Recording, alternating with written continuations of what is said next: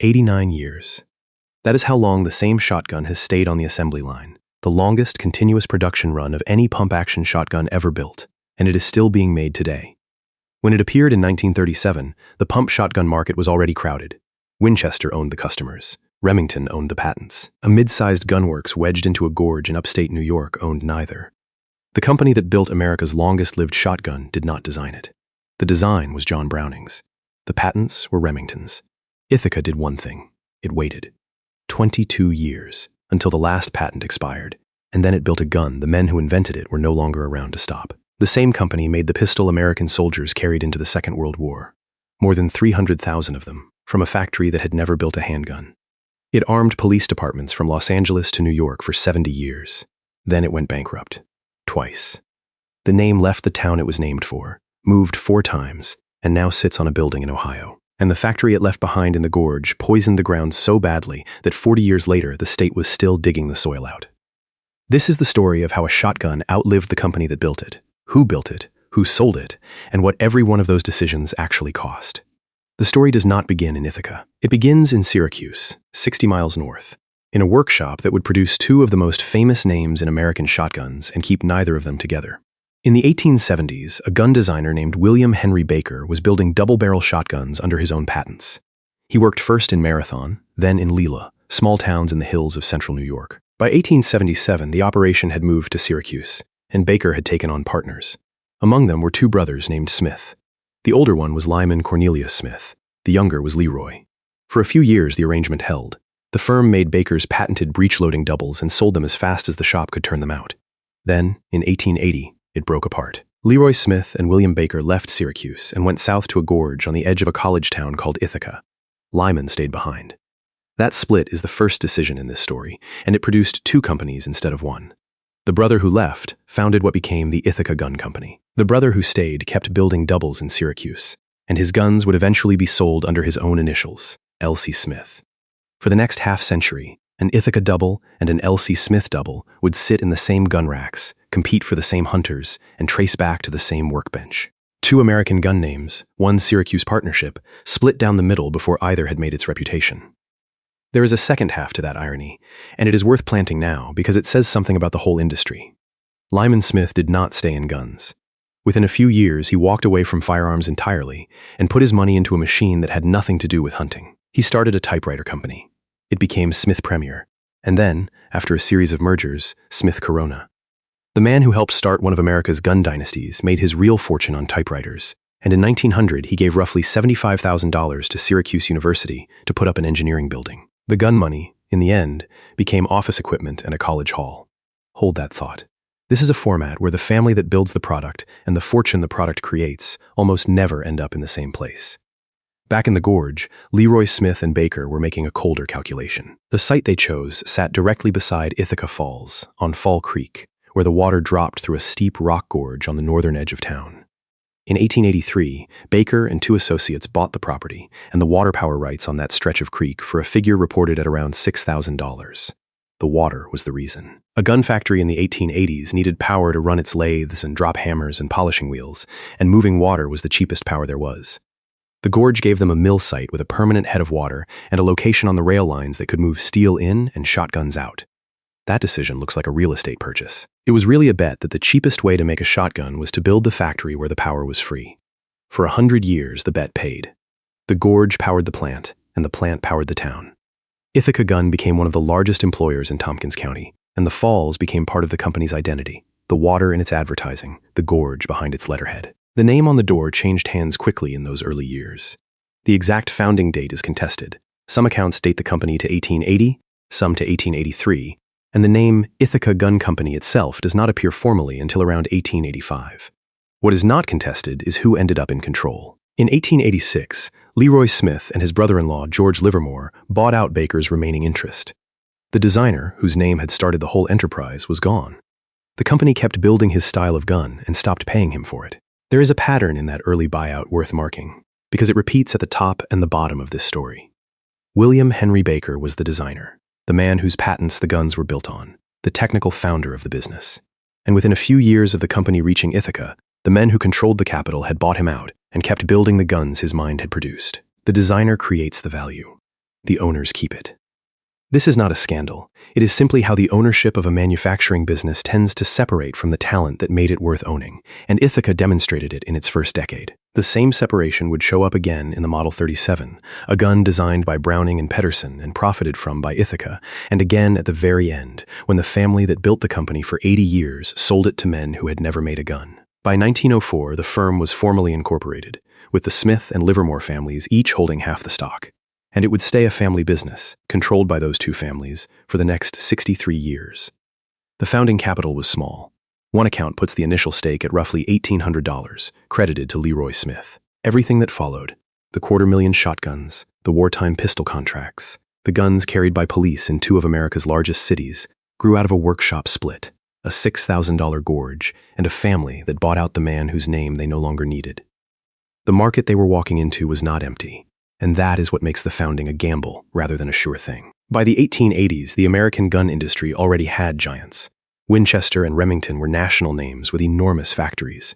Parker Brothers in Connecticut made the doubles that wealthy sportsmen aspired to. And 60 miles north, the very partnership Ithaca had split from was becoming L.C. Smith, a direct competitor selling the same kind of gun to the same hunters. A new firm in a gorge, with $1,800 of stake capital and a designer's cast-off patents, was proposing to take shelf space from companies many times its size. The only way in was to be better on the one thing the giants took for granted: value. Not the cheapest gun, and not the finest, but the most gun a working hunter could get for his money. Everything Ithaca did for the next 40 years followed from having no other lane available to it. By 1900, the company employed around 80 people. It was not large, it was not famous. It made a solid double-barrel shotgun for men who hunted birds, and it made them beside a waterfall, and for the moment, that was the entire business. The gorge they chose for its water would one day become the thing that outlived them. A century of shooting on that slope would leave the ground behind the factory saturated with lead, and long after the last gun shipped, the state would still be hauling the poisoned soil out by the ton. But that bill was 100 years away. In 1900, the water was free, the doubles were selling, and the only question that mattered was whether a family shop in a gorge could build a gun good enough to compete with the biggest names in America. The gun that built Ithaca's first fortune was not a famous gun. It was a plain one. And that was the strategy. In the 1880s and 1890s, the American shotgun market had a top and a bottom. At the top were the fine English doubles and the best American guns, hand-fitted, engraved, priced beyond what a working hunter could justify. At the bottom were cheap single barrels and imported hardware store guns that shot loose within a few seasons. Ithaca aimed at neither end. It aimed at the middle, a double-barrel shotgun built well enough to last a lifetime and priced where a farmer or a market hunter could actually buy one. The early guns were hammer doubles, built on Baker's patents, advertised in the blunt language of the period as the strongest, simplest, and best American gun manufactured. That was marketing, not fact, and a forensic reading of the claim finds no independent proof behind it. But the guns sold, and the company kept improving the design. In the late 1880s, Leroy Smith patented 4 different hammerless shotgun actions. The hammerless gun, where the firing mechanism was concealed inside the frame instead of cocked by external hammers, was the direction the whole industry was moving, because it was faster to fire and less likely to snag. Ithaca moved with it. The models came in a steady sequence, each one named for the designer or the patent behind it, and each one a little better than the last. The Crass model arrived in 1892. A hammerless gun named for a shop foreman named Fred Crass, and it ran in the catalog for about a decade, through serial numbers that climbed from the 17,000s into the 90s. In 1904 came the Lewis model, the first Ithaca double with a 3-bolt locking system, offered in 9 grades that ran from a plain field gun at $37.75 up to a high-grade version at $300. That price spread is the whole business model in one line. The same basic gun, dressed up or dressed down, sold to a farmer for the price of a few days' wages, or to a wealthy sportsman for the price of a good horse. Behind the Lewis came the Minier model in 1906, introduced around serial number 130,000 and running for roughly 3 years before it too was replaced. The rapid turnover of models is itself a business signal. Ithaca was not building one gun and coasting on it. It was iterating, refining the locking system, the ejectors, the geometry of the action, and rolling the improvements into the line every few years under a new name, so that the catalog always advertised the latest design, while the underlying strategy never changed. Each model was a plain field grade at the bottom and a run of higher grades above it, and each generation was a little cheaper to build and a little stronger than the one before. The naming rotated. The math stayed the same. The grade structure is worth dwelling on because it is the engine of the whole enterprise and it is easy to miss underneath the model names. A grade, in the shotgun trade, is not a different gun. It is the same gun with a different amount of hand labor applied to it, more engraving, better wood, finer checkering, gold inlay at the top. The steel underneath a field gun and a high grade could be identical. What the customer paid for, climbing the grades, was time, the hours of a skilled engraver's hand, that let Ithaca sell one design across an enormous price range without building a second factory, because the expensive part of an expensive gun was not the machinery, but the man at the bench. A company that understands this can serve the whole market with a single production line, and Ithaca understood it early. Around 1902, the company made a quiet technical decision that mattered more than any single model. It moved to fluid steel barrels. For decades, quality shotgun barrels had been made of Damascus steel, strips of iron and steel twisted together and forge-welded, producing the beautiful swirled pattern collectors still prize. But Damascus barrels were built for black powder. The new smokeless powders coming into use burned hotter and generated far higher pressures, and Damascus barrels could fail under them, sometimes catastrophically. Fluid steel, solid steel, drilled and bored, held the pressure. Ithaca's 1916 catalog was the last to list Damascus barrels at all. The company had read the direction of the ammunition and changed its steel to match. That is not a marketing decision. It is a decision about where the technology was going, made early enough to matter. The stakes in that switch were not abstract. A barrel that lets go at the breech does it inches from the shooter's face and hands, and the transition years of smokeless powder produced exactly those failures in guns built for the older, gentler loads. A maker who stayed on Damascus too long was selling its most loyal customers a gun that could injure them with the ammunition they would inevitably buy. Ithaca got off Damascus while some competitors were still advertising the pretty swirled barrels as a premium feature. The plainer fluid steel barrel was the safer product, and Ithaca chose the product that would not maim its customers over the one that looked more expensive. In a business built on repeat buyers and word of mouth, a gun that hurts the man holding it is the fastest way to end a company, and Ithaca priced that risk correctly before the market forced it to. There is a period detail that captures how the company sold itself. Ithaca advertised the speed of its lock, the time between pulling the trigger and the firing pin striking the primer. According to accounts from the era, tests reportedly conducted at nearby Cornell University clocked the hammerfall at 1/625th of a second. Whether or not that specific figure can be independently confirmed today, the point of citing it was clear enough. A fast lock meant less delay between aim and shot, which mattered to a man swinging on a flushing bird. Ithaca was selling precision to people who lived or ate by whether they hit what they aimed at. By the 1920s, the factory in the Gorge was producing on the order of 50,000 guns a year.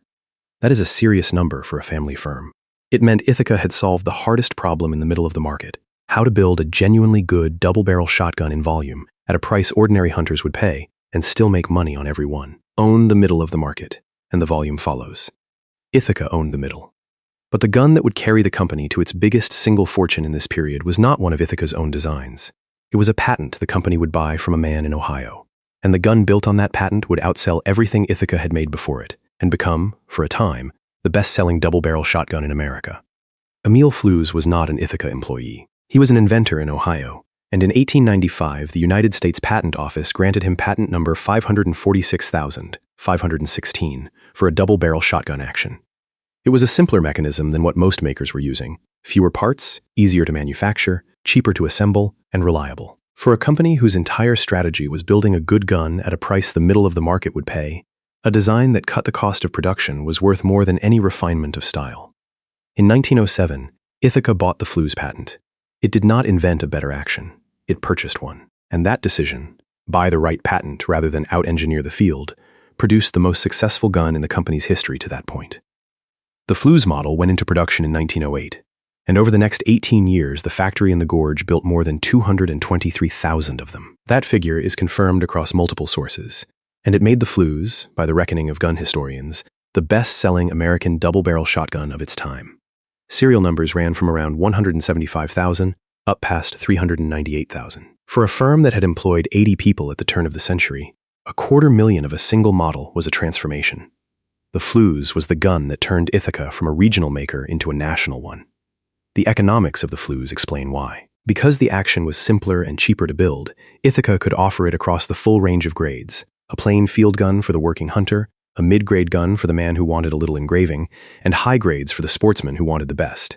The same profitable mechanism underneath, dressed for every wallet. A gun that is cheaper to make and sells at every price point is the closest thing a manufacturer gets to a machine that prints money, and for 18 years the Flues was exactly that.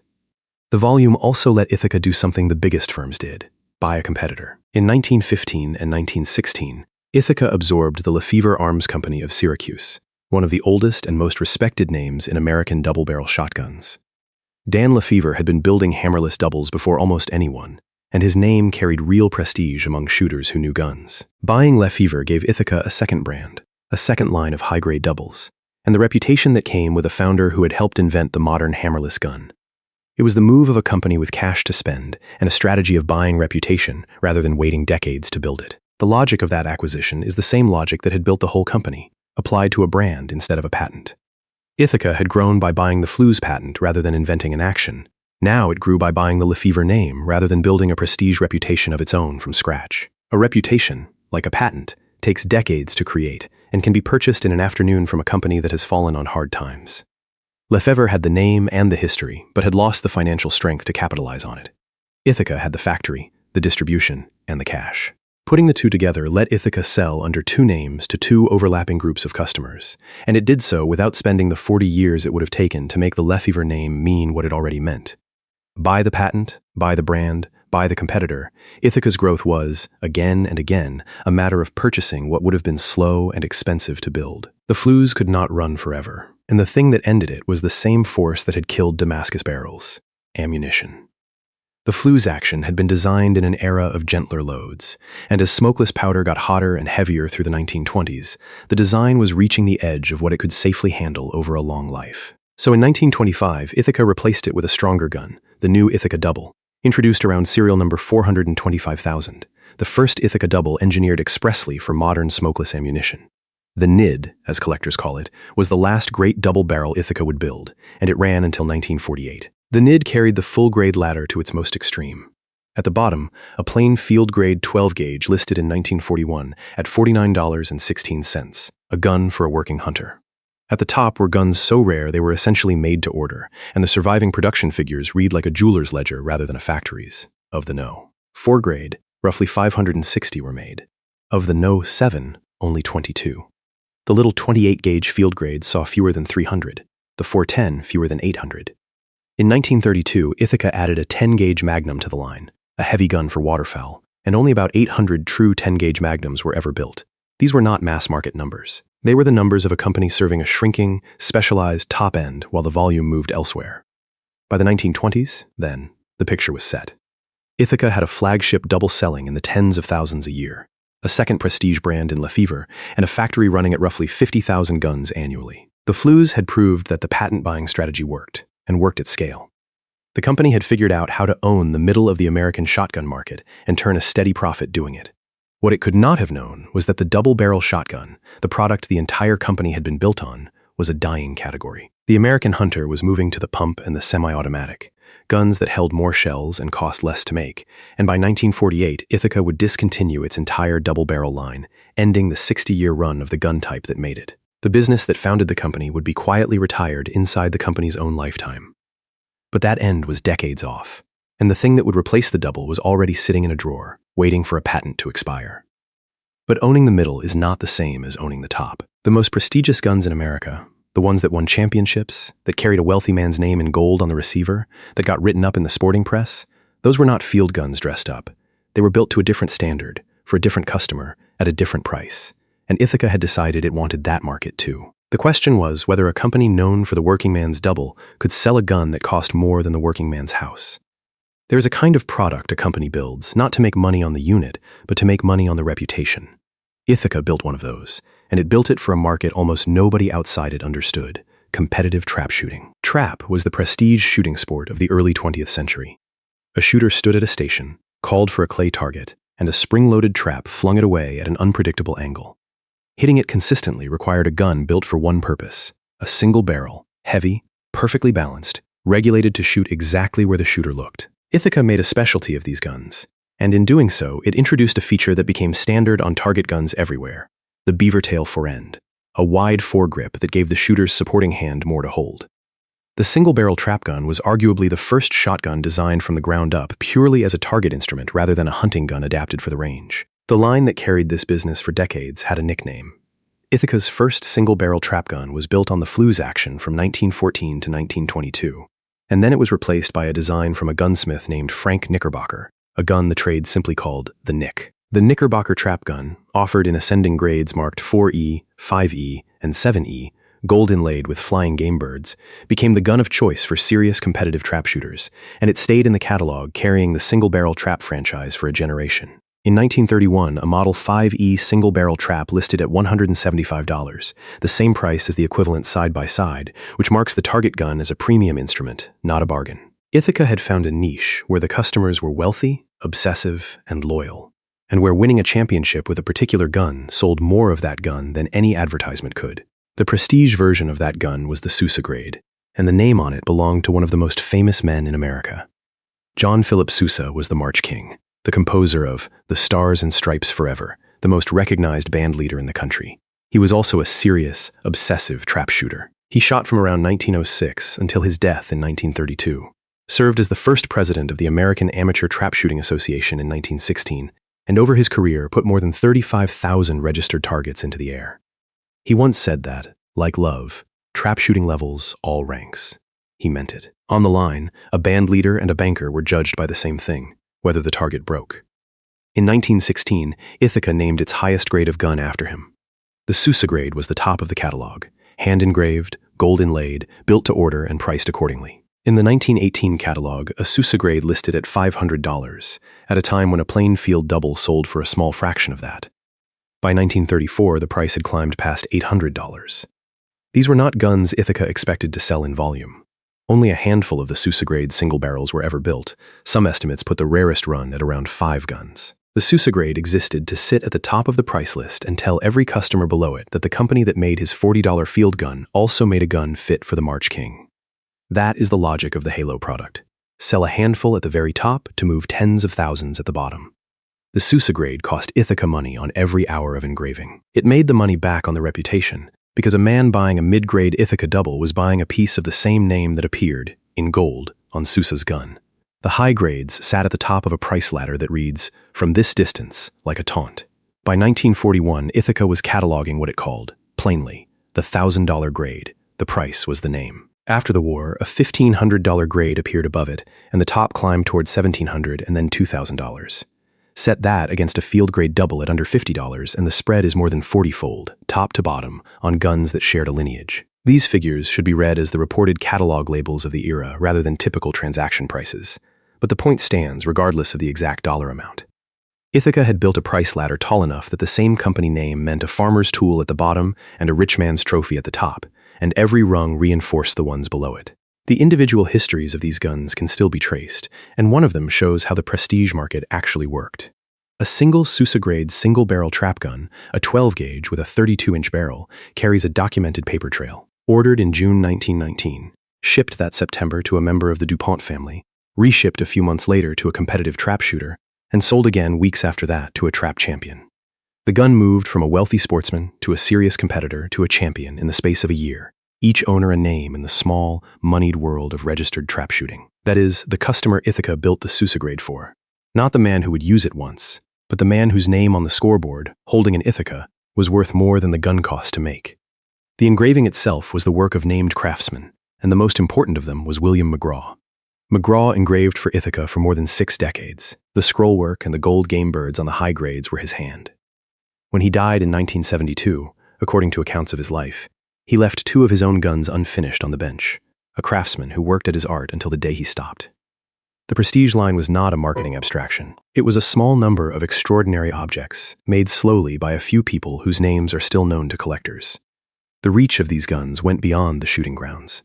The client list, as the company told it, ran to some of the most recognizable names in the country. Ithaca Advertising and company history claimed Annie Oakley, the most famous exhibition shooter alive, insisted on Ithaca guns for her work in Buffalo Bill's Wild West show.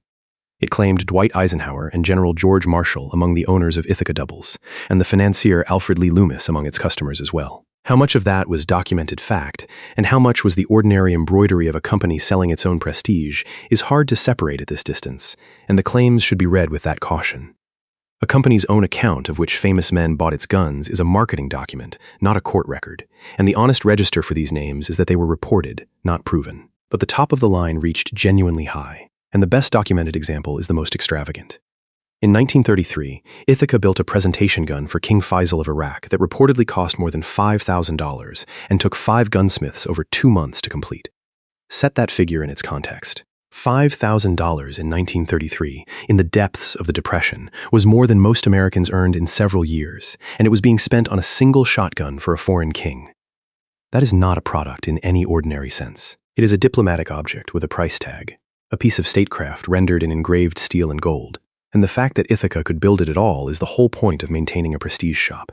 The King Faisal gun sold no additional field guns to Iraqi farmers. What it did was prove that the same company that stamped out 50,000 doubles a year could, when it chose, put 5 master craftsmen on one gun for 2 months and produce an object fit for a throne. That capability was the reputation, and the reputation was the reason the name on the cheap gun was worth anything at all. So by the early 1930s, Ithaca had assembled the complete pyramid. A cheap, profitable field gun at the bottom, a best-selling flagship double in the middle, a prestige brand in Lefevre, and a hand-built halo gun at the top, carrying the name of the March King and, on occasion, a king. It was a well-run gun company doing everything a well-run gun company was supposed to do. And then it built the gun that would outlast all of it. A gun it had wanted for nearly 20 years and had not been legally allowed to make. The most important gun Ithaca ever made was not an Ithaca design. It was John Browning's. And the story of how it reached the gorge is a story about patents, patience, and a company willing to wait out a competitor's legal clock. John Moses Browning was the most prolific firearms designer in American history, and he did not manufacture guns himself. He designed them, and sold or licensed the designs to companies that did: Winchester, Colt, Remington, and the Belgian firm Fabrique Nationale. In 1915, he patented a pump-action shotgun with an unusual feature. Instead of ejecting the spent shell out the side, the way every other pump gun did, it loaded and ejected from the bottom. The receiver was closed on both sides. Nothing flew out sideways past the shooter's face. Browning sold the design to Remington, which built it as the Model 17, a trim 20-gauge pump introduced around 1921. It was a good gun. Remington made roughly 48,000 of them before discontinuing the line in the early 1930s, and Ithaca wanted it. The bottom ejection design was clean, weatherproof, and simple, and Ithaca saw a market for a pump shotgun built on that principle. But it could not simply copy the gun. The patents were held by Remington and by a second designer, John Peterson, who had improvement patents of his own. John Peterson is worth a moment, because his name on those patents is the reason the whole story takes the shape it does. Peterson was one of the most gifted firearms designers of his generation. John Browning himself was said to regard him as among the finest gun designers alive. He had done extensive work for Remington, and his patents on the bottom ejection mechanism were not trivial refinements to be waved away. They were live, enforceable, and held by a competitor with every reason to enforce them. To build the gun over Peterson's objection would have meant a lawsuit against Remington, fought on Remington's patents, with the outcome uncertain and the legal bill certain. Ithaca had watched enough of the gun industry's patent wars to know how those went. So Ithaca waited. The plan, internally, was to release the gun as the Model 33, timed to a 1933 patent expiration. But one of Peterson's improvement patents did not expire on schedule. It ran until around 1936, and Ithaca, this is the decision at the center of the chapter, did not go to market with a gun that infringed a live patent and did not pay to license it. It sat on a finished design and let the clock run. An Ithaca gunsmith named Harry Howland reworked the mechanism in 1931, simplifying the firing pin and ejection system to make it cheaper to build and to work around what needed working around. The gun was ready years before the company could sell it. It waited for the law. Weigh what that patience actually cost and what it bought. From roughly 1931, when Howland had the design in hand, to 1937, when the gun could finally ship, Ithaca sat out 6 years of a market it wanted to be in, 6 years of sales it could have had, foregone rather than fought for. That is a real cost, paid in the one currency a manufacturer can never get back, which is time. What the wait bought was a clean title. When the Model 37 finally reached dealers, no one could enjoin it, no one held a patent over it, and Ithaca owed no royalty to anyone. It owned the gun outright. A company in a hurry would have licensed the design and paid a cut on every gun for as long as the patent lived. Ithaca paid nothing and waited instead. And over the 89 years that followed, the arithmetic of that choice compounded into one of the best trades in the company's history. When the last patent finally cleared, Ithaca renamed the gun for the year it was released.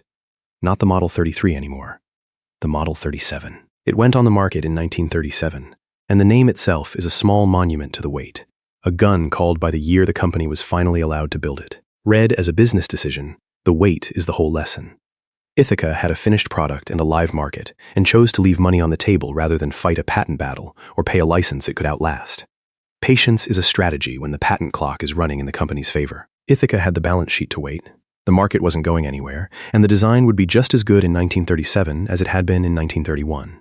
So it waited, and it paid nothing, and when the clock ran out, it walked into the market with a gun it owned clean. The gun that resulted was almost absurdly well-suited to last. The bottom ejection that had made it distinctive also made it ambidextrous. A left-handed shooter, who on every other pump gun caught a stream of hot brass thrown across his face, could shoot the Model 37 with no more trouble than a right-hander. The closed receiver kept rain, snow, mud, and grit out of the action, which made it a gun to trust in a duck blind or a trench. It was light, because Howland's simplification had trimmed it, and it was cheap to build, because the whole point of Howland's work had been to trim the cost. Weatherproof, ambidextrous, light, and cheap to manufacture. Those are not glamorous virtues. They are the virtues of a product that does not die. The contrast with Remington is the whole lesson of the chapter. Remington had the design first, held the patents, built the gun as the Model 17, and had every advantage a head start confers. And Remington moved on. It made roughly 48,000 Model 17s, decided the 20-gauge pump had run its course, and discontinued the line in the early 1930s to pursue other designs. The company that owned the idea outright let it go. The company that had to wait years for permission to touch it would build it for the better part of a century. That is a recurring truth in manufacturing that has little to do with who invents a thing. The value of a design is not captured by whoever thinks of it first. It is captured by whoever is willing to commit to it longest, refine it, keep the tooling running, and stay in the market decade after decade while rivals chase the next new thing. Remington had let the design go. It had built its version, sold 48,000, and moved on. Ithaca would take the same basic idea and keep it in production long enough to bury every rival that had a head start.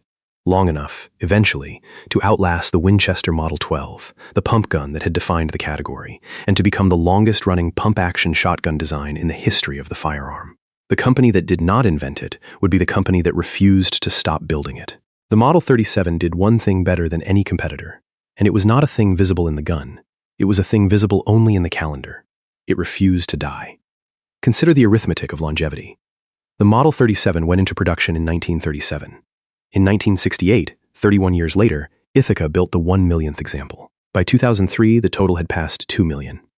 And the gun is still in production in 2026, 89 years after it launched. Through a paused stretch in the mid-2000s and a change of ownership, the same basic design still coming off the line. No pump-action shotgun has ever been made continuously for longer. It outlasted the Winchester Model 12, which had been the gold standard when the Model 37 was new. It became the only pre-World War II shotgun still in production. The gun that Ithaca had to wait 20 years to legally build, then stayed in the catalog for the better part of a century. Why it lasted is a study in what actually sells a working tool. The bottom ejection kept weather out and worked for left-handers, which quietly widened the market. The action was smooth and fast, and the gun was light. Noticeably lighter than the heavy competition, which mattered to a hunter carrying it up a hill all day. None of these were marketing features. They were the reasons a man who bought one bought another, and told his son to buy one, and that word of mouth over decades is what keeps a product alive long after the advertising budget is spent. The single design also spawned a whole catalog, which is how one gun becomes a product line. The Model 37 came as a featherlight field gun, as a deer slayer for slugs, as a trap gun with a ventilated rib, as a short-barreled riot gun, as a small-bore 28-gauge and 410 for upland hunters. The same receiver, the same action, dressed and barreled for a dozen different jobs. That breadth mattered to the economics, because a manufacturer amortizes its tooling across every gun that shares the design, and the more variants a single action can support, the cheaper each one becomes to build. The Model 37 was not one product that lasted 89 years. It was a platform that a dozen products stood on, and the platform is what refused to die. The prices tell the same story of a gun that simply kept being worth making. A Model 37 that sold for a modest sum in the 1940s runs, in recent catalogs, from roughly $780 for a home defense version to around $900 for a standard hunting gun, past $1,000 for a trap model, and higher for the small bores and the deer slayer. A gun in continuous production for the better part of a century accumulates something no new design can buy, a reputation that has been tested by 3 or 4 generations of the same families, and a resale value that holds because a buyer knows the maker will still service it. Longevity is not just a marketing line for the Model 37. It is a moat. There was one feature that was less a virtue than a liability waiting to be discovered, and it is the most revealing detail in the gun's history. The early Model 37 had no disconnector. On a modern pump gun, the trigger is pulled once for each shot. On the early Model 37, if the shooter held the trigger down and worked the pump, the gun fired every time the action closed. This was the slam fire. Hold the trigger, pump, and the gun emptied itself as fast as it could be racked. To some shooters, this was a feature, a way to put a wall of shot downrange in a hurry. And it was legal, because that is simply how the gun was designed. Ithaca kept building it that way for decades. Then, in 1975, the company added a disconnector, so the gun would fire only one shot per trigger pull. The reason was not that shooters had demanded the change. By the accounts of the gun's history, the disconnector was added after prodding from corporate lawyers. In an era of rising product liability litigation, a shotgun that would empty itself if the trigger were held down was a courtroom exhibit waiting to happen. The engineering had not changed for the better in any way a hunter cared about. The legal environment had changed, and the gun changed to match it. That is a decision made in a lawyer's office, not a gun shop. And it marks the era when the biggest risks to a firearm had become legal rather than mechanical. The date on that change is worth holding against the rest of the timeline. The slamfire had been a selling point for 38 years, from 1937 to 1975, praised in the field as a way to lay down fire fast. Nothing about the mechanism had become more dangerous in 1975 than it was in 1937. What had changed was the country around the gun. The rise of the product liability lawsuit, the expanding theory that a manufacturer could be held responsible for the foreseeable misuse of its product, the growing cost of defending a design in front of a jury. A feature that had been an asset for a generation became a liability the moment the legal weather shifted, and the company read the weather and quietly re-engineered the gun to survive it.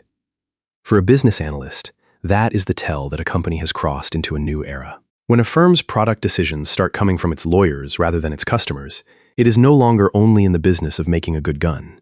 It is in the business of not being sued for it. The Model 37's longevity created its own kind of market power. When a gun stays in production for generations, parts stay available, gunsmiths stay familiar with it, and a used one holds value because a buyer knows he can still get it serviced. The gun became a fixed point, and that reliability made it attractive to the customers who mattered most for a gun's reputation. Not the ones who used it a few weekends a year, but the ones who carried it every day and bet their lives on it. The Model 37 was about to leave the hunting field entirely and be handed a badge and, before long, a bayonet. A hunting shotgun sells once to a man who uses it a few times a year. A police shotgun sells by the department, gets carried every shift, and gets replaced on a schedule. Ithaca pushed the Model 37 into that market, and into a second one built around a single specialized load, and in doing so, it turned one design into several businesses. The specialized load came first in the public imagination through the Deerslayer. In 1959, Ithaca introduced a version of the Model 37 built specifically to fire slugs, single solid projectiles, rather than shot, for hunting deer in the many states that barred rifles for deer hunting on grounds of range and safety. Marketed as the first factory-built slug gun, the Deerslayer had a barrel bored and sighted for slugs rather than a smoothbore choked for birdshot, and it developed a reputation for accuracy that a shotgun was not supposed to have. The name did the marketing by itself. The gun found a durable market among deer hunters in the shotgun-only zones of the Northeast and Midwest, a market that had been making do with improvised setups and now had a purpose-built tool. The market for the Deerslayer existed because of the law, and that is the part a business analyst should not skip. Large parts of the Northeast and Midwest, densely settled country where a rifle bullet could travel a mile past a missed deer, barred rifles for deer hunting outright. In those zones, a hunter's only legal firearm for deer was a shotgun, and a shotgun firing a single slug was a short-range, inaccurate compromise. Ithaca did not create that demand. The state legislatures did, by writing the rifle out of the deer woods. What Ithaca did was recognize a legally captive market and build the best tool for it, and because the restriction was permanent, so was the market. In 1988, the company went further and added a true rifled barrel, spinning the slug the way a rifle spins a bullet, and the accuracy climbed to levels a mid-century engineer would not have believed. Later Deerslayer models carried guarantees of groups on the order of a few inches at 100 yards, and modern versions advertised 4-inch groups at 200. A shotgun that shot like a rifle, sold to hunters the law forbade to use a rifle. That is, reading a regulation as a product specification. The Deerslayer is a lesson in franchise extension. Ithaca did not design a new gun for deer hunters. It took the Model 37 it already built and re-barreled it for a job the base gun could not do, and sold it to customers the base gun could not reach. One platform, a new barrel, a new market. The factory did not have to change. The catalog did. The police market worked the same way and mattered more. The Model 37's virtues, weatherproof, reliable, fast, and by now available in short-barreled riot configurations, made it a natural service gun. and American police departments adopted it in numbers over a span that is remarkable simply for its length. The New York City Police Department carried the Model 37 from the 1930s until 2009, more than 70 years, before replacing it. The department's emergency service unit used a version with a 13-inch barrel and a hand strap on the forend. The Highway Patrol carried an 18-inch version. The Los Angeles Police Department issued the Model 37 from the early 1940s into the late 1990s, including a Deerslayer configuration pressed into service as a general-purpose gun and a short-barreled variant known as the Deerslayer Police Special. The Los Angeles County Sheriff carried it as well. For roughly 70 years, anyone stopped by a police officer in America's two largest cities was as likely as not to be looking at an Ithaca in the rack. That is a different kind of business from selling bird guns. A police contract is a bulk order, renewed over decades, for a gun that will be carried hard and serviced regularly. It is steadier than the consumer market, and it is a powerful reference. When the NIPD and the LAPD both carry a maker's gun, every small-town department in the country knows the name. The Model 37 became, quietly, one of the standard American police shotguns of the 20th century, and it held that position for the better part of the century. The institutional demand reached past American police, into foreign governments buying guns for reasons that had nothing to do with hunting. In the early 1980s, Model 37s were sold to the Royal Thai Army, which by some accounts distributed them to arm villagers and farmers against a communist insurgency in the countryside. A shotgun designed in a New York gorge for duck hunters ended up in the hands of Thai farmers defending their villages. One more example of a product finding buyers its designers never pictured, through channels the company could not have planned. Institutional customers are like that. They come in bulk, on their own logic, from directions the consumer market never points, and they can vanish the same way. Which is a lesson the company was about to learn again, at a larger scale, from the largest institutional customer of all. The gun had gone from the duck blind to the deer woods to the patrol car. Its next posting would be the one that put the most Model 37s into government hands at once, and it would come because a shotgun company suddenly found itself with a wartime order for a gun it had never built before. In 1932, at the bottom of the Great Depression, the Ithaca Gun Company had cut its workforce to somewhere between 18 and 20 people. A firm that had run at 50,000 guns a year was down to a skeleton crew keeping the lights on. 10 years later, it employed roughly 900 men and women working day and night shifts. The thing that turned an almost dead gun company into a round-the-clock war plant was not a shotgun. It was a pistol Ithaca had never made. When the United States entered the Second World War, the standard American sidearm was the Meter's 1911-01, the .45 caliber automatic pistol designed by John Browning and built for decades by Colt. The military needed them by the hundreds of thousands, far more than Colt alone could produce, so the government spread contracts across multiple manufacturers. Ithaca, a maker of double-barrel shotguns and pump guns, a company with no history of building handguns at all, took one of those contracts. The initial government tender, by one account, was for 60,000 pistols. Ithaca began production in December 1942, with deliveries following through 1943 and to the end of the war. By the time it was finished, Ithaca had built somewhere on the order of 335,000 meters 1911-01 pistols. The exact figure is contested. The best supported number from arms historians is around 335,000, though the company's own history has claimed as many as 382,000, and at least one reference puts it higher still. Whatever the precise total, the scale is not in dispute. A shotgun company with no handgun experience became the third largest producer of America's service pistol, behind only Remington Rand and Colt itself, and ahead of much better-known names. To see how large Ithaca's contribution actually was, set it beside the other makers. 5 companies built the Meter's 1911-01 in the Second World War. Remington Rand, a typewriter company, built the most, somewhere between roughly 875,000 and 900,000. Colt, the original maker, built on the order of 400,000 during the war. Ithaca came third, with its roughly 335,000. Then came Union Switch and Signal, a railroad signal manufacturer, with about 50,000. And last, the Singer Sewing Machine Company, which built a pilot run of just 500 pistols before being redirected to more complex war work. There's a hard irony buried in that list for anyone who follows the collector market. The Singer, 45, at 500 guns, is the legendary rarity, worth a fortune today precisely because so few exist. Ithaca, which outproduced Singer by a factor of nearly 700 to 1 and actually armed the troops, made a gun collector's treat as ordinary. The company that did the work got the smaller reputation. The company that barely started got the legend. Volume and fame, in this business, rarely sit with the same name. The way Ithaca did it is as revealing as the number. It did not build every part from scratch. It assembled pistols from a supply chain of outsourced components, and among the parts it used were around 6,000 surplus receivers left over from Colt's First World War production. The company was, in effect, a high-volume assembly operation running on government-organized supply, and it hit the numbers. The pistols went where the war needed them. One documented shipment sent 5,000 Ithaca 45s to the Office of Strategic Services, the wartime intelligence agency, forerunner of the CIA, on the 11th of January, 1944. Others went out by the thousands to ordnance depots for distribution to the field.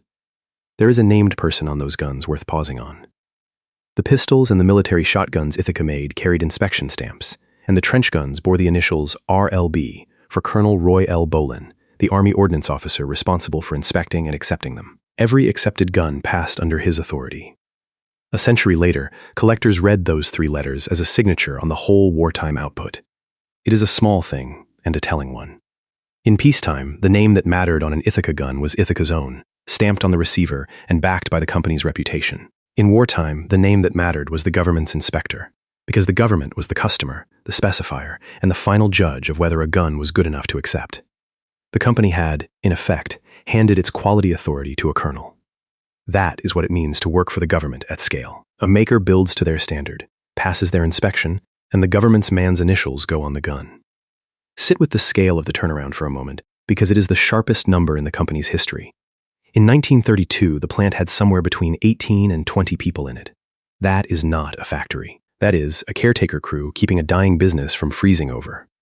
10 years later, the same plant had roughly 900 people in it, running 2 shifts around the clock, and it was assembling a handgun the company had never built in peacetime. The workforce did not grow by a healthy margin. It grew by a factor of something like 45 in a decade, on the strength of a single customer with an emergency. No consumer market does that. Only a government at war does that, and only for as long as the war lasts. Because Ithaca did make shotguns for the war as well, and this is where the accurate version of the trench gun story lives. The Ithaca trench gun was a Second World War gun, not a First World War one. The Model 37 did not exist until 1937, and the famous trench guns of the First World War were Winchesters and Remingtons. In 1941, Army Ordnance standardized a military version of the Model 37, and Ithaca built a precise, documented number of them. Around 1,422 trench guns, 20-inch barrel, ventilated handguard, a bayonet adapter for the Model 1917 bayonet, delivered to Augusta Arsenal in the summer of 1942 at a unit cost of $33.60. The company also built more than 4,500 long-barreled Model 37 training shotguns, used to teach gunners to lead a moving target by having them shoot clay birds. The trench gun numbers are small beside the pistols, but they are exact, and they are documented down to the delivery dates and the price per gun. The boom was total, and it was borrowed. Ithaca had gone from 20 workers to 900, from near-death to round-the-clock production, on the strength of a government that needed pistols faster than its usual supplier could make them. It was the most money the company had ever made, and the most people it had ever employed. But a boom a company does not own ends the day the contract does. Ithaca did not own the 45. It was Colt's design, built under government contract, for a war that would end. When the war ended, the pistol orders stopped, the receivers ran out, and a shotgun company that had spent 3 years as a pistol plant had to become a shotgun company again. The contract that saved Ithaca was also a habit it would spend the next 30 years trying to repeat.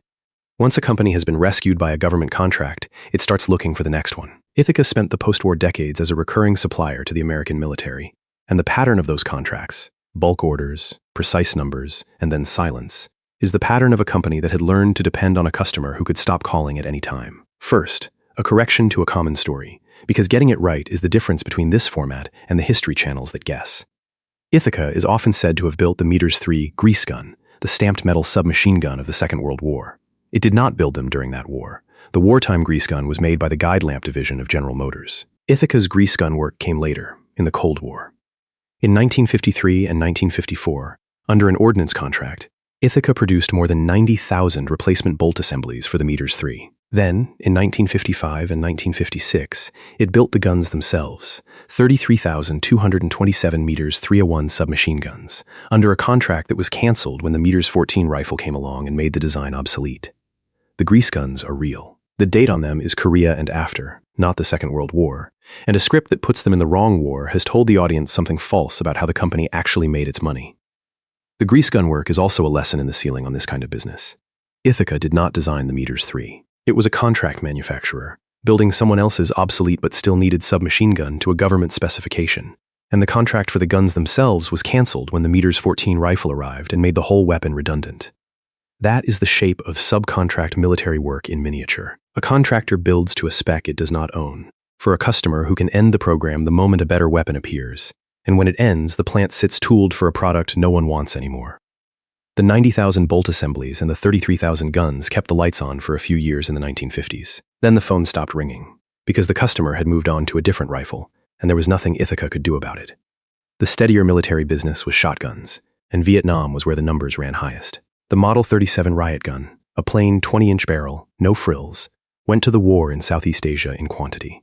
In the early 1960s, Ithaca delivered 22,000 Model 37 riot guns to the government of South Vietnam between November 1962 and the end of January 1963, at a unit price of $36.61 apiece, including a cleaning rod and a web sling. The United States military bought its own. The Navy ordered 3,000 riot-type shotguns in May 1966, at $37.60 each, shipped to the amphibious base at San Diego. The Air Force took a small, precise lot, 206 trench guns in 1963. Each order documented, each with its own price and serial range, each a bulk purchase that arrived and then ended. Look at the range of those order sizes, and the dependency comes into focus. 22,000 guns in one contract, 3,000 in another, 206 in a third.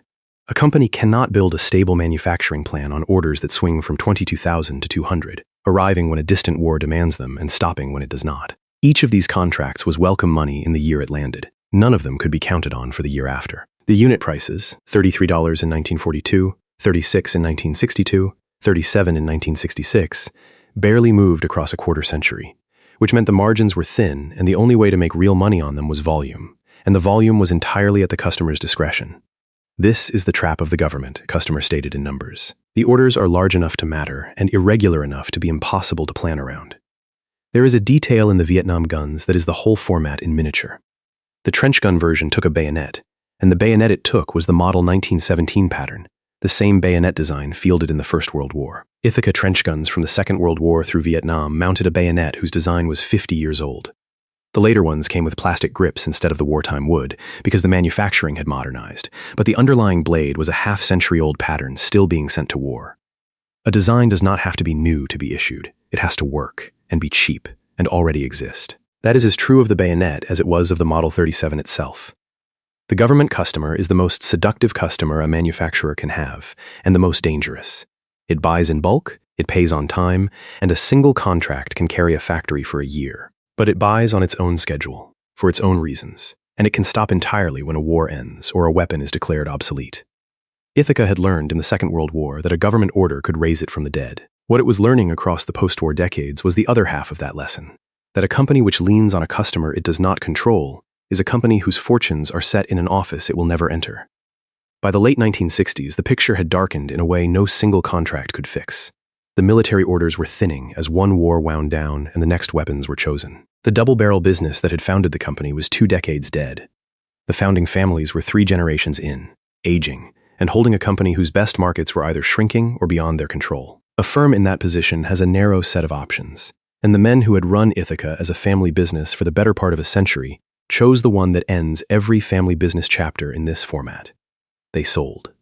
And the moment they signed, the company stopped being a gunworks owned by gunmakers and became a property, something to be bought, restructured, moved, and eventually left behind. A family business has a built-in expiration date, and it is set by the family. 3 generations in, the founders are dead, the second generation is old, and the third generation either wants to run a gun factory or wants the money. In 1967, after 80 years of Smith and Livermore control, the families sold the Ithaca Gun Company. The mid-century company they sold was, on paper, healthy. It had a flagship in the Model 37, a steady police and military business, and a name that meant something to American hunters. It had survived the Depression, exploded during the war, and settled into a profitable post-war rhythm. George Livermore, who had helped buy out Baker's interest back in 1886, chaired the company until his death in 1950 at the age of 104, a man whose life spanned from the Civil War era to the Jet Age and who ran a shotgun company for most of it. When the families finally let go in 1967, they sold to outside interests that would fold Ithaca into a larger corporate structure. The buyers, by the accounts of the company's history, were a group associated with a Colorado firm, and the entity that emerged became General Recreation, Incorporated. The name tells the story. Not Ithaca Gun.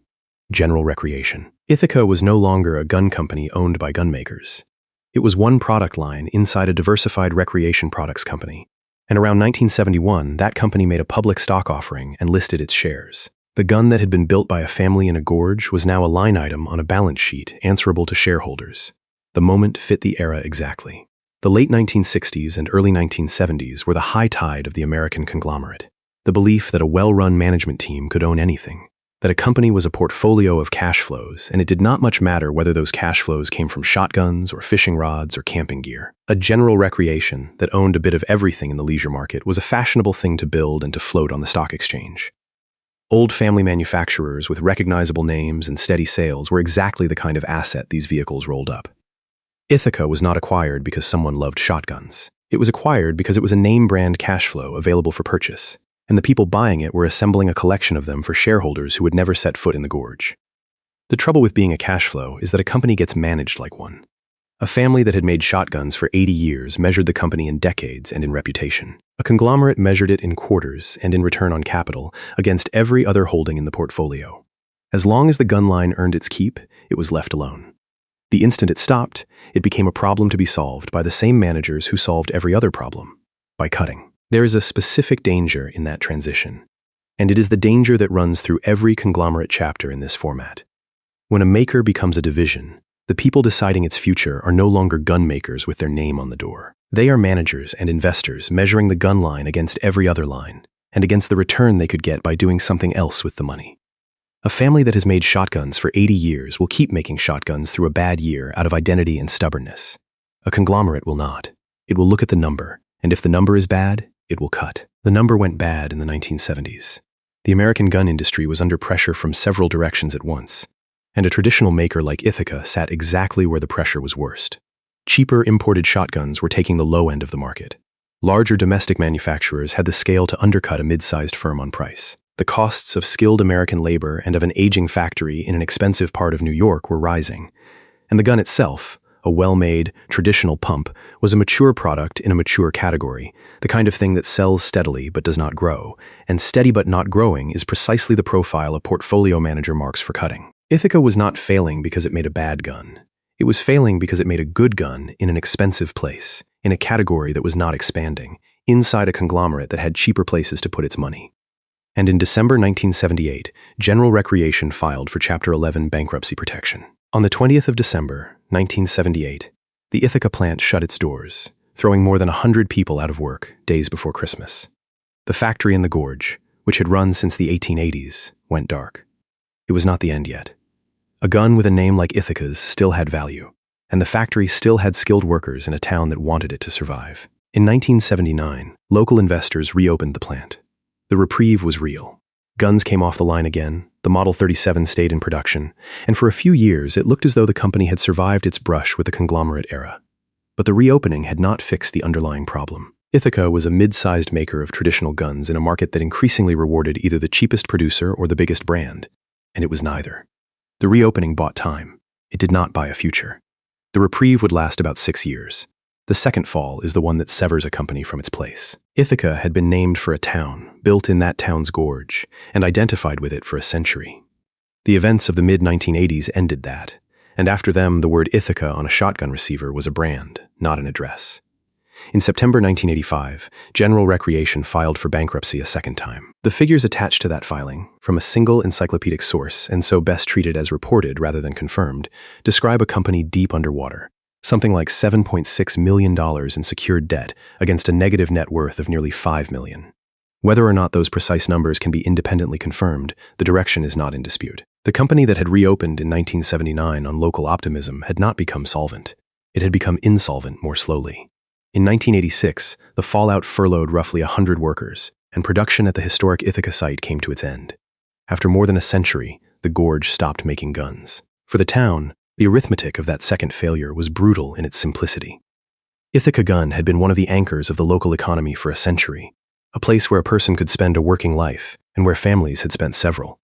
The depression low of 18 workers and the wartime high of 900 had both been survived because the company always came back to the gorge.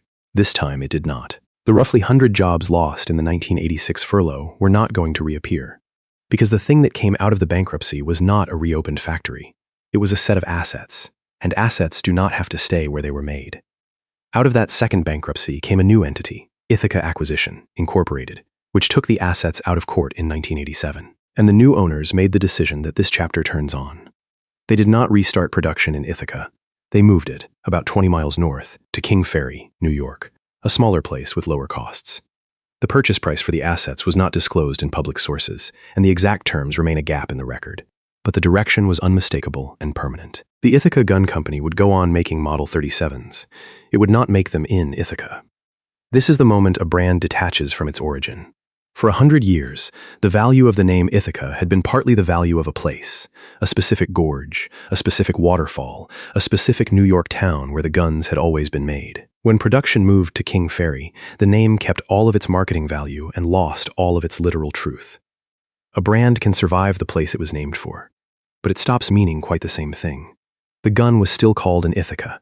It was no longer from Ithaca, and a customer who had bought the name partly for its rootedness was now buying a word. There is a broader pattern here that runs through the death of a great deal of American manufacturing, and Ithaca is a clean example of it.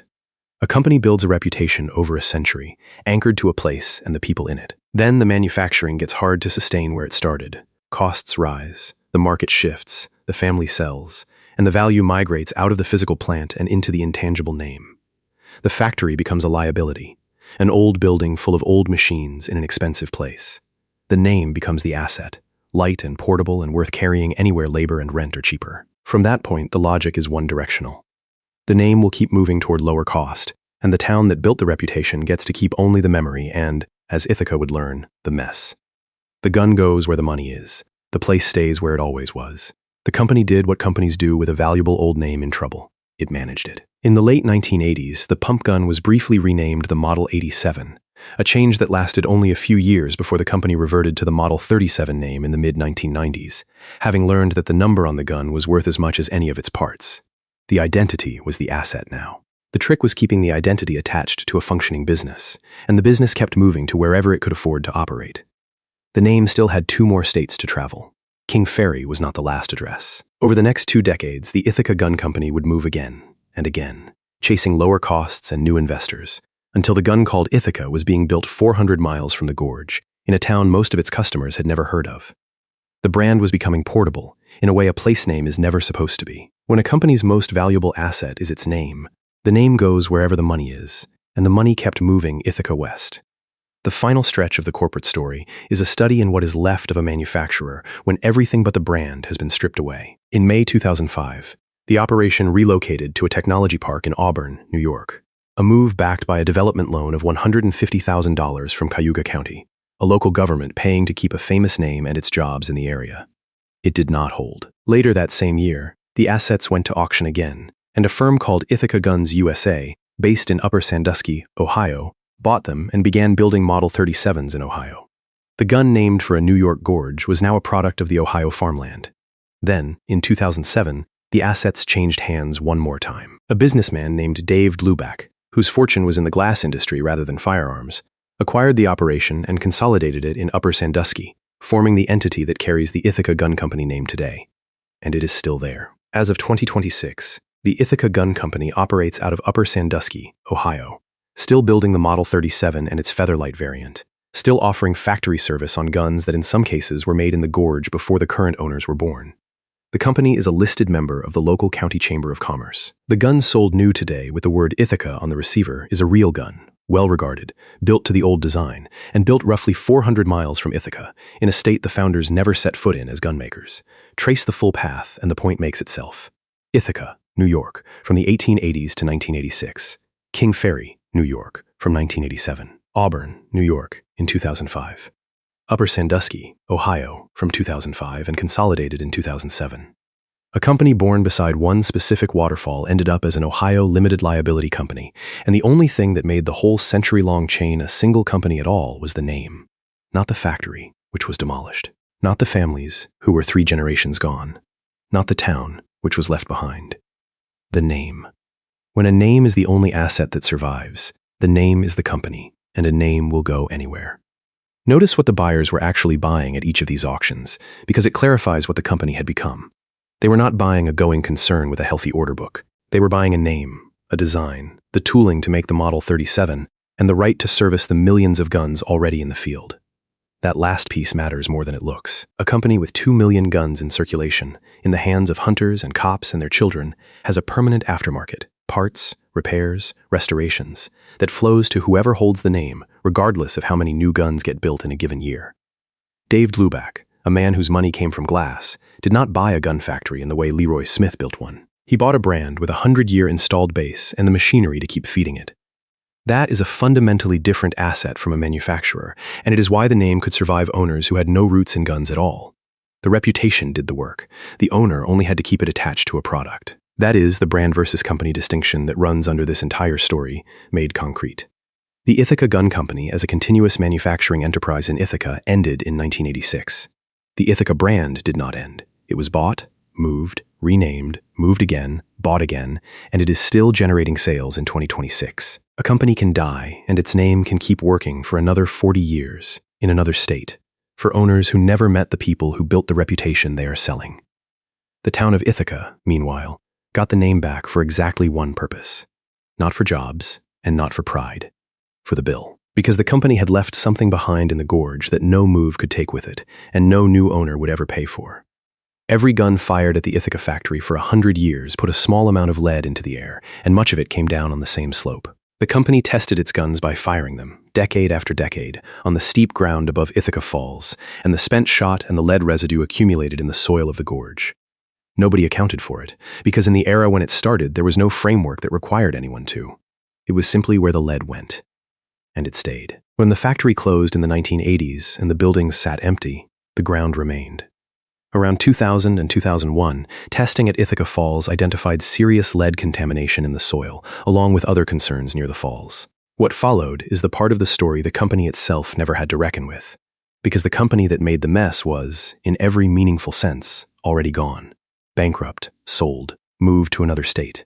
The people left holding the contamination were the public agencies and the town.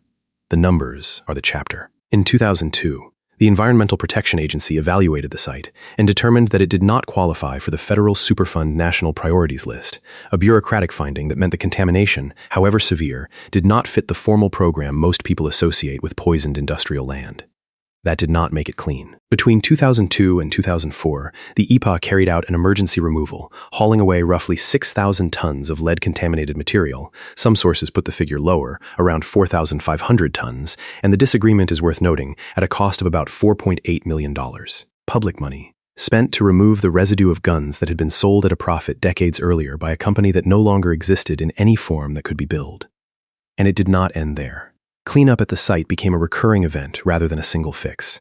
In 2015, the EPA declared conditions at Ithaca Falls an imminent threat and removed around 200 cubic yards of contaminated stone and soil from the park and gorge area. In 2017 and 2018, new soil testing near the falls returned lead readings that are hard to absorb, figures reported as high as 69,800 parts per million, against a federal removal threshold of 400 parts per million. That is on the order of 170 times the level at which the government considers soil dangerous enough to remove, measured beside a public trail where families walked to see a waterfall. The EPA capped the trail with riverstone and posted warnings. In 2021, it undertook a third major cleanup, building a permanent containment wall. And in 2024, decades after the last gun left, contamination was still active. Trichloroethylene, an industrial solvent, was detected in the air near the former factory and shown to be migrating into Fall Creek. There was public money layered on top of the federal cleanups, spent to make the site usable again. Around 2008, New York State directed a grant of some $2.3 million toward the property, roughly $1.5 million of it for demolition and the removal of lead and asbestos, the rest toward new residential construction, plus a further environmental restoration grant of several $100,000 for the public parcels. Add the federal removal costs to the state redevelopment grants, and the total public bill for cleaning up, after the Ithaca Gun Company runs well into 8 figures across 2 decades, and the meter has not fully stopped. Every dollar of it was spent on a mess made by a company that had turned a profit on the guns, distributed that profit to owners and shareholders long dead or long gone, and left the residue in the ground for someone else to find. This is the concept economists call an externality. And it is worth naming plainly because it is the hidden term in every one of this company's balance sheets for 100 years. The cost of the lead did not appear in the price of a single shotgun. It was not carried on the books, not reserved against, not paid by the buyers who got the guns or the owners who got the profits. It was simply set down on the slope above the falls and left there. And it waited, patient and inert, until the company was beyond reach. When it finally came due, the party that paid was the public, the taxpayers of a town and a state and a country, cleaning up after a business that no longer existed in any form that could be sent the invoice. The profit was private and prompt. The cost was public and late. This is the cost the promise at the start of this story was pointing toward. Every decision Ithaca made, to build beside the water, to test the guns on the slope, to make and sell more than 2 million shotguns and hundreds of thousands of pistols over a century, carried a cost that never appeared on any invoice. It appeared in the soil. And it came due long after the profit had been distributed, the families had died, and the name had moved to Ohio. Some costs do not show up on a balance sheet until the company is gone and cannot be made to pay them. There is one structure still standing in the gorge. The factory buildings were demolished in the years around 2008 and 2009 after sitting derelict for 2 decades. But the tall brick smokestack, something on the order of 120 feet, was left standing, and in 2026 it is still there. When developers and preservationists debated the site, it was the smokestack they fought to keep, and around 2023 the city and a developer jointly commissioned a condition study at a cost of roughly $30,000 to figure out how to preserve it as the last architectural artifact of the company. Consider what that decision says. The one piece of the Ithaca gun company that the town chose to save, out of an entire factory, is the chimney, the single most direct icon of the industry whose residue the same town spent 20 years and millions of dollars scraping out of the ground below it. There is no contradiction in it, exactly. The smokestack is a landmark, a piece of the town's industrial memory, the thing visible from the road that tells a passerby guns were once made here. But it is a strange monument. It stands over a gorge the company poisoned, preserved on purpose, pointing at the sky above a slope still capped with riverstone and posted with warning signs, and watched by an agency that keeps having to come back. The gun is made in Ohio now. The profit was taken generations ago. What Ithaca left in Ithaca is a poisoned slope and a chimney the town pays to keep standing over it. Here is the whole story in one cold inventory. A double-barrel shotgun built for the middle of the market. A 250,000 Flues models that made the company national. A prestige gun named for the March King. A pump-action design the company waited more than 20 years to legally build and then kept in production for 89 years, longer than any pump shotgun in history. More than 2 million of those. A wartime pivot that produced over 300,000 pistols from a plant that had never made a handgun. Police contracts that armed New York and Los Angeles for 70 years. 2 bankruptcies. 4 addresses across 2 states. A factory demolished. A gorge poisoned to 170 times the safe limit. And a name still selling guns in Ohio in 2026. That is the Ithaca Gun Company, start to finish. The story lives in the gap between the company and the name. The Ithaca Gun Company, as a business that made guns in Ithaca, ended in 1986. The Ithaca name did not end, does not appear to be ending, and has now outlived the company, the families, and the town by 4 decades. Everything that made Ithaca a great gun, the gorge, the water power, the families, the craftsmen like William McGraw who engraved for 60 years, is gone. The word is still working. Look at what each product actually solved, and the business underneath the guns comes clear. The working man's double solved the problem of a good gun at a price ordinary hunters could pay.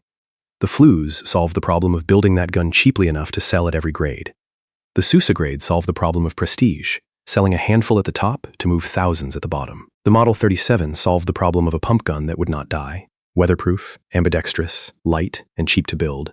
And the wartime pistol solved the problem of a factory that would have died without a government check.